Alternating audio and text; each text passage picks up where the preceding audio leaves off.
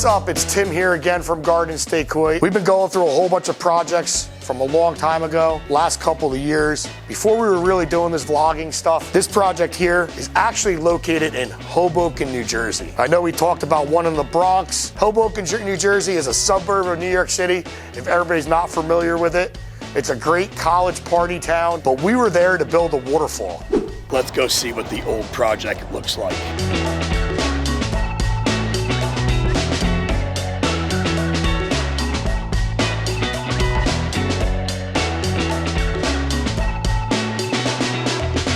The guys are in the middle of ripping the existing waterfall apart, and we're about to get ready to start shaping and digging the new aquascape, Pondless Waterfall. When we got there, it was definitely a different scene than anything else. We had to deal with street parking, which if anybody's ever dealt with that, to just go to a store, never mind a 5-day project in the city. The influx of people that were going in and out of this building mall area that we were in, because we were under this breezeway, taking apart this old fountain. One thing I'll never forget is all the kids that were like right across over there as we were working, they were constantly at the fence trying to figure out what we were doing. They must have been like preschoolers and kindergartners, and they were really intrigued. It was really interesting watching how they would stop playing with their toys and come over and watch us. I mean, we were literally taking apart rock and gravel and playing in the dirt, and they were probably like, man, that looks cool. So hopefully we inspired some of those while building this thing. So we're moving along pretty well, getting the gravel into this section of the stream and moving on to the other side of the bridge.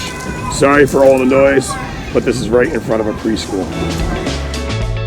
The access into this job was totally different than anything before. Instead of using like a skid steer or like forklifts, we actually had to use what was called a pallet jack, like what you use in a warehouse to move stuff around, they spin. So we actually had E.P. Jansen's nursery in Florida, New York. Their truck comes with like a mini forklift on the back. So they were able to come off the truck, unload pallets of rock.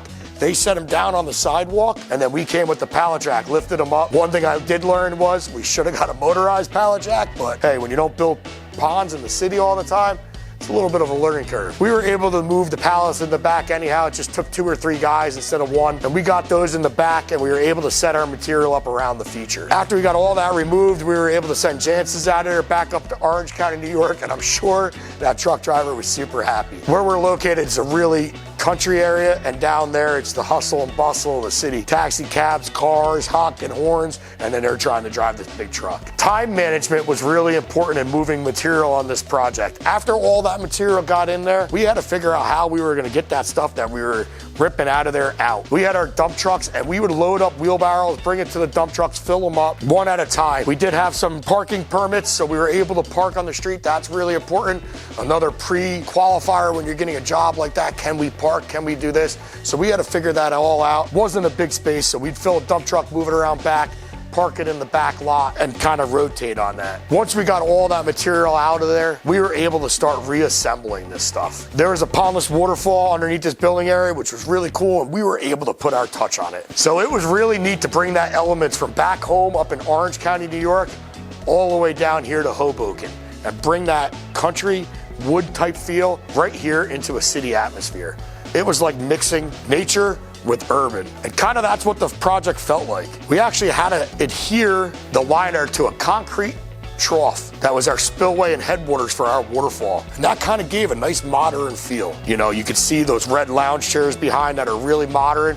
There's actually a picture of me sitting on one. We would chill out like that, and that was like the modern feel of the project. And then once it broke away from that, it kind of turned into my home area where I've grown up and into that mountain stream. One thing that's really cool about this project is to see how all different kinds of people interact. You gotta remember that we're down in this urban city environment, so you have businessmen, businesswomen, you have those kids that I talked about that are watching us all day long when they get out of school. Some people use that upper area as a nice little sitting wall, that little urban kind of bog planter that we put in there that was made out of concrete. While we had to make that stream bulletproof because we knew those kids, as soon as that thing was turned on in the summertime, in the springtime, and that water was flowing, those kids were gonna be in there. So we had to make sure all our rocks were sturdy. That's how the kids interact with that area, hopping all over the place. We also have a bridge that goes across the one area to allow people to go from one side to the other without walking around the whole feature. So sometimes we talk about how important this feature is when you're looking at it from inside someone's house and the viewing. We kind of only really had one viewing area as you're walking into the mall area slash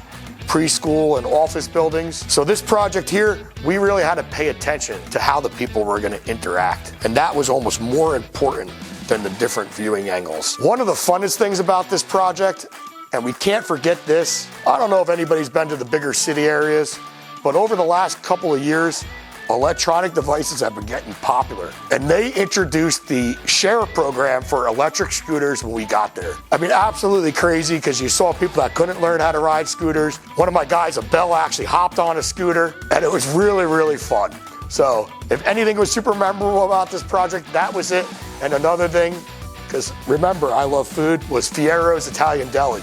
If you've never been there, you gotta go. It's located in Hoboken, and one day a week, they have a special homemade roast beef, homemade fresh mozzarella with gravy on top. Absolutely phenomenal. If you look on the internet, Google it, it is world famous. And if you're in the area, you gotta come check out our waterfall, but definitely go check out Fiero's. If you like what you saw here, press that like button, hit that subscribe button, ring that bell. It means a lot to me and my team here at Garden State Koi. One thing is really cool how you, I gotta move my hands.